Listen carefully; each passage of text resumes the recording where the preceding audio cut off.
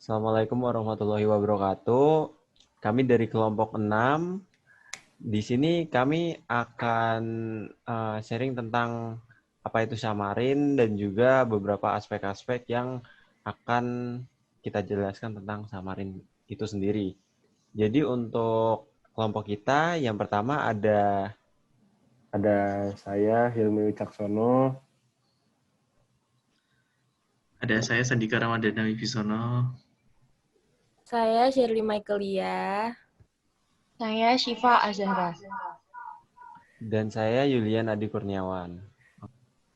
Oke, yang pertama adalah apa itu Xamarin. Nah, Xamarin sendiri itu adalah turunan dari Microsoft.NET Developer Platform dengan tools dan juga library untuk membangun aplikasi itu khusus Android, iOS, tvOS, watchOS, macOS, dan Windows. Nah, untuk Xamarin sendiri memiliki beberapa produk.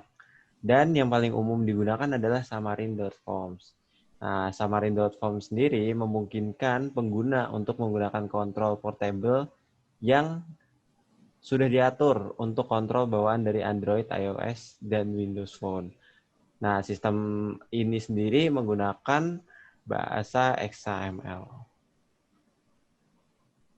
Next-nya adalah konsep dasar Xamarin. Konsep dasar Xamarin ada 5, yaitu material theme, user profile, splash screen, layout, dan control.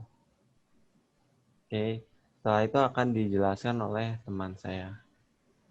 Ya, saya Hilmi di sini akan menjelaskan beberapa konsep dasar. Salah satunya yaitu material theme, tema yang dapat digunakan hanya untuk pada aplikasi tersebut, digunakan untuk mengubah dan menyesuaikan tampilan serta nuansa aplikasi. Nah, dari Android itu terdapat 3 ragam tema. Yang pertama, theme material, tema gelap yang digunakan pada Android versi 5.0. Yang kedua, theme material light, tema terang yang digunakan sebagai lawan dari tema gelap. Yang ketiga, theme material light dark action bar, tema terang dengan action bar yang gelap. Lalu konsep dasar selanjutnya yaitu mengenai user profile.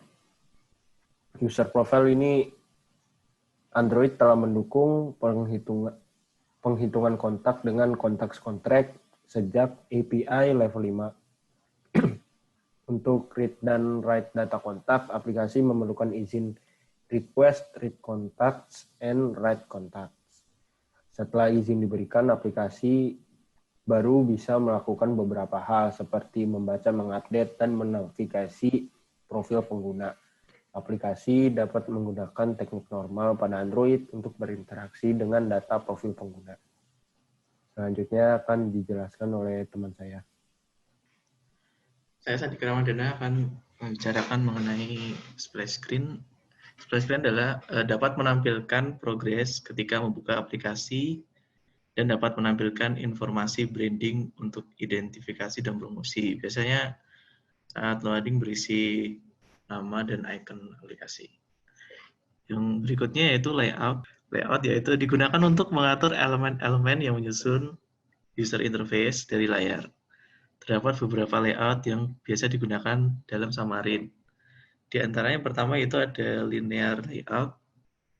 Berisi grup tampilan yang menunjukkan turunan dari elemen tampilan dalam urutan linear secara horizontal maupun vertikal. Berikutnya yang kedua ada relative layout. Itu grup tampilan yang menunjukkan turunan dari elemen tampilan dalam posisi relatif. Posisi dari tampilannya dapat ditentukan secara relatif terhadap elemen saudara. Layout selanjutnya akan dijelaskan oleh teman saya, Shirley. Shirley Michaelia akan melanjutkan penjelasan dari Sandika. Layout yang selanjutnya ada table layout. Table layout itu merupakan grup tampilan yang menunjukkan turunan dari elemen tampilan berdasarkan baris dan kolom. Terus ada grid view, elemen UI yang menampilkan benda dalam grid 2 dimensi. Kemudian ada recycle view sama list view. Recycle view sendiri itu merupakan elemen UI yang menampilkan koleksi dari barang di dalam list atau grid. Kalau list view itu grup tampilan yang membuat daftar dari barang-barang yang dapat di-scroll. Kemudian ada grid layout, grup tampilan yang mendukung untuk meletakkan tampilan dalam grid 2 dimensi menyerupai tabel HTML. Lalu yang terakhir ada tab layout, yaitu pola UI yang paling populer dalam aplikasi mobile.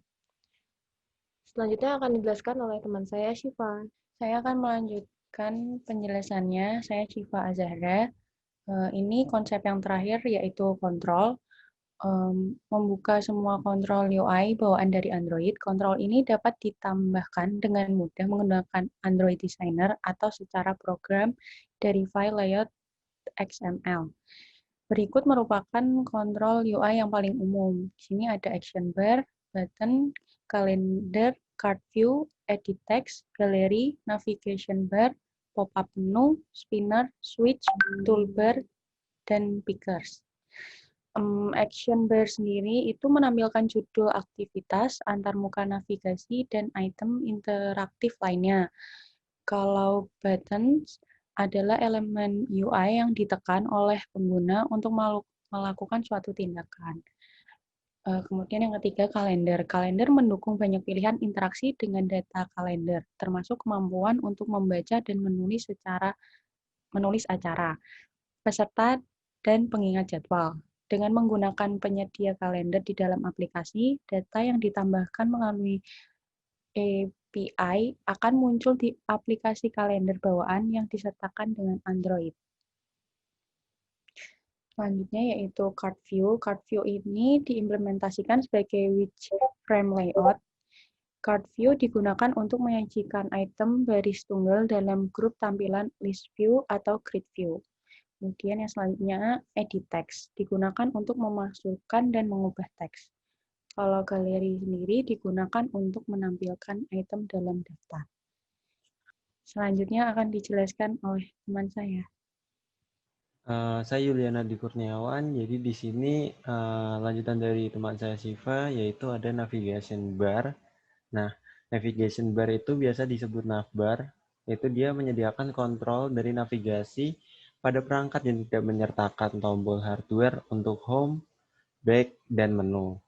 Nah, untuk pop-up menu sendiri, itu pop-up menu adalah menampilkan menu pop-up yang dilampirkan ke tampilan tertentu. Jadi, kalau misalnya ada screen tertentu, dia keluar pop-up-nya gitu. Jadi, untuk spinner sendiri, spinner itu adalah elemen UI yang menyediakan cara cepat untuk memilih satu nilai dari satu set tersebut. Selanjutnya adalah switch. Switch adalah elemen UI yang memungkinkan pengguna untuk beralih di antara dua status, yaitu seperti aktif atau non-aktif, off atau on. Nah, nilai default switch adalah off. Setelah itu ada toolbar. Untuk toolbar dapat digunakan di mana saja dalam layout aplikasi dan jauh lebih mudah untuk disesuaikan daripada action bar. Selanjutnya ada pickers. Jadi pickers itu digunakan user atau pengguna untuk memilih tanggal, waktu, dengan menggunakan dialog yang disediakan oleh Android itu sendiri. Nah, selanjutnya ini ada koneksi ke database lokal. Ke database lokal, Xamarin memiliki koneksi ke database lokal dengan cara menghubungkan dengan library SQLite NetPCL melalui penambahan package SQLite NetPCL pada Nugget package. Terima kasih untuk waktunya. Sekian presentasi kami dari kelompok 6. Wassalamualaikum warahmatullahi wabarakatuh. Akhirnya gue